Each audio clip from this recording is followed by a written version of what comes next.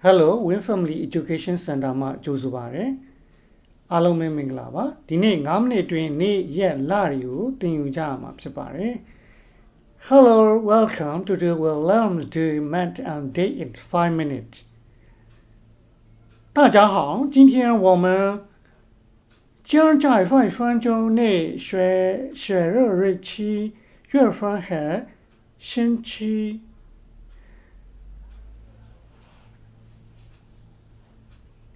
ဒေးတွေပေါ့နော်စာတင်မဲ့တနင်္လာအင်္ဂါဘုဒ္ဓဘူးမြန်မာလိုတည်တယ်လို့ပဲတနင်္လာလူတိုင်းပေါ့နော် Monday ဆိုလို့ရှိရင်လူတိုင်းကလုပ်ငန်းခွင်ကိုစတင်ပြန်လည်ဝင်ရောက်ရတော့အဲကြောင့်မို့ Monday လေးကစကြအောင်နော်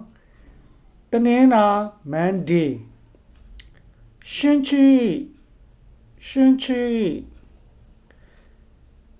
ဒီမှာဗုဒ္ဓဘူး Wednesday 星期三星期三到家 Friday 星期五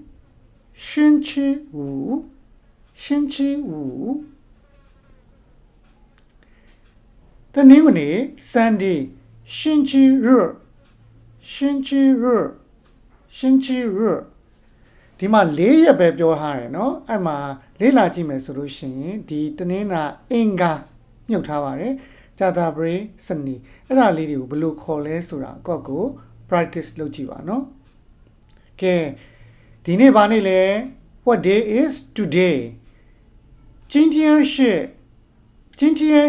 几ကဲဖြည့်ကြည့်ပါเนาะရက်လေးပြီးလကိုသွားကြရအောင်လမှာဆိုလို့ရှိရင်လဘယ်လိုခေါ်လဲJanuary မြန်မာလို January ပေါ့နော်အင်္ဂလိပ်လို January တရုတ်လို1月နော် April လက4月 July လ July ပေါ့နော်မြန်မာလို July အင်္ဂလိပ်လို July 7月မြန်မာလို October အင်္ဂလိပ်လိုလည်း October 10月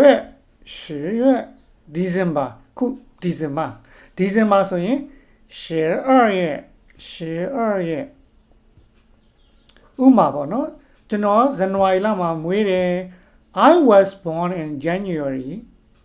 ကိုတရုတ်လိုဘယ်လိုပြောမလဲ我1月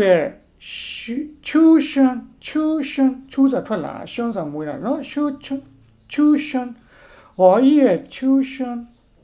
ကဲနောက်လေ့ကျင့်ခန်းလေးတစ်ခုလောက်အောင် What day is tomorrow 明天星期几ပြောကြည့်ပါဦး明天星期几ကဲဒါလေးတွေကိုကြိုက်တယ်ဆိုလို့ရှိရင် like and share နဲ့ subscribe လေးလုပ်ပေးပါနော် Please like and share and subscribe 请大家分享和订阅နောက်ပြီးမှတွေ့မယ် See you in the next video 下个视频见ကဲအားလုံးပဲတိုးတက်အောင်မြင်ကြပါစေ